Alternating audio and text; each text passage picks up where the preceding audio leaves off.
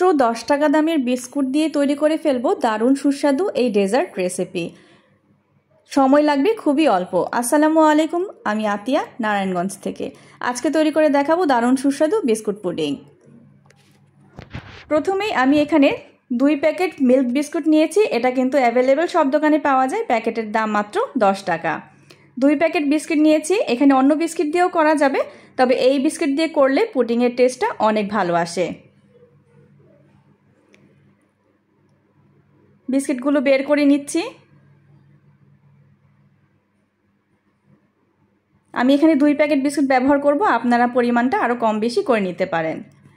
এখানে নিয়ে নিচ্ছি 2.5 কাপ পরিমাণ জাল করা লিকুইড দুধ।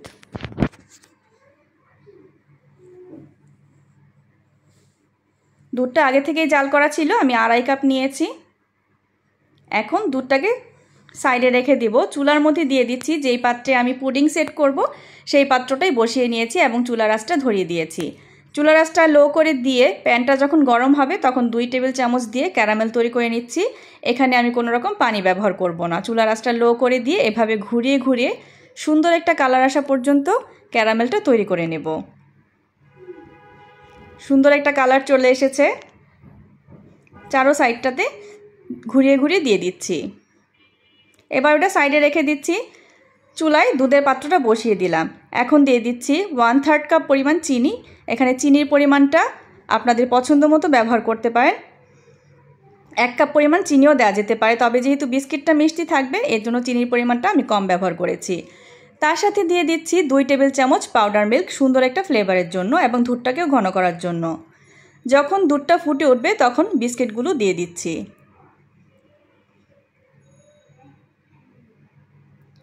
ভালো মতো নেড়ে চেড়ে মিশিয়ে নিচ্ছি।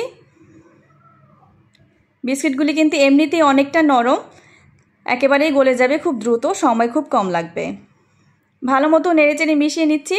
এবার একটা ম্যাশারের সাহায্যে চুলার আঁচটাকে লো করে দিয়ে ম্যাশ করে নিচ্ছি। খুব সুন্দরভাবে স্মুথভাবে ম্যাশ করতে হবে, যাতে কোনো রকম লাম্পস বা দানা না থাকে। প্রয়োজনে আপনারা এটা কিন্তু ব্লেন্ডার করেও নিতে পারেন, তাহলে একেবারে স্মুথ হয়ে যাবে। তবে আমারটা এমনিতেই স্মুথ হয়ে গেছে, দেখতে অনেকটা এরকম হয়েছে। এখন চুলার আঁচটাকে একেবারে লো করে দিয়েছি। এখন নিয়েছি 1/2 কাপ পরিমাণ লিকুইড দুধ, যেটা আগে থেকে জাল করা ছিল। সেখানে দিয়ে দিচ্ছি 1 টেবিল চামচ পরিমাণ কর্নফ্লাওয়ার এবং 1 টেবিল চামচ পরিমাণ আগার আগার পাউডার। ভালো মতো মিশিয়ে নিচ্ছি। এটাতেও খেয়াল রাখতে হবে যাতে কোনো রকম দানা না থাকে।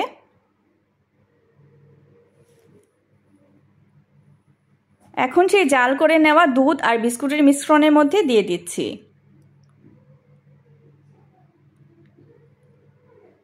ভালো মতো নেড়ে চেড়ে মিশিয়ে নিব একটা বলক চলে আসা পর্যন্ত। চুলার আঁচটাকে এখন একটু বাড়িয়ে দেব।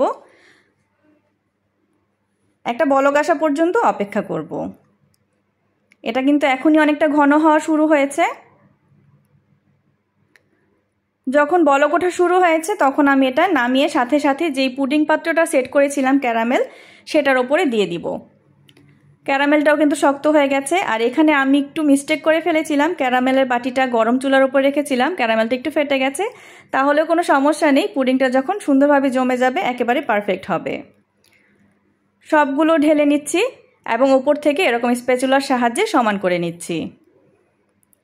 এটাকে আমি রুম টেম্পারেচারে রেখে দেব আধা ঘন্টার জন্য। যখন আধা ঘন্টা পর রুম টেম্পারেচারে চলে আসবে ফ্রিজে রেখে দেব 2 ঘন্টার জন্য, কারণ পুডিং জিনিসটা একটু ঠান্ডা খেতেই বেশি ভালো লাগে। 2 ঘন্টা পর নিয়ে এলাম। ক্যারামেলটা উপরে চলে এসেছে এবং সাইডগুলোও কিন্তু ছেড়ে এসেছে। এটা আর ছুরি দিয়ে সাইড কাটার প্রয়োজন নেই। আনমোল্ড করে নিচ্ছি। দেখুন কালারটা কত সুন্দর হয়েছে এবং লোভনীয় হয়েছে। যেহেতু বিস্কুট পুডিং, তার সাথে একটু বিস্কুট দিয়ে একটু ডেকোরেশন করে দিচ্ছি। মাঝখান থেকে ছুরি দিয়ে একটু কেটে নিচ্ছি আর 1 টুকরা বিস্কুট মাঝখান থেকে ভেঙে সুন্দরভাবে সাজিয়ে দিচ্ছি, যাতে বুঝতে সুবিধা হয় এটা বিস্কুট পুডিং ছিল।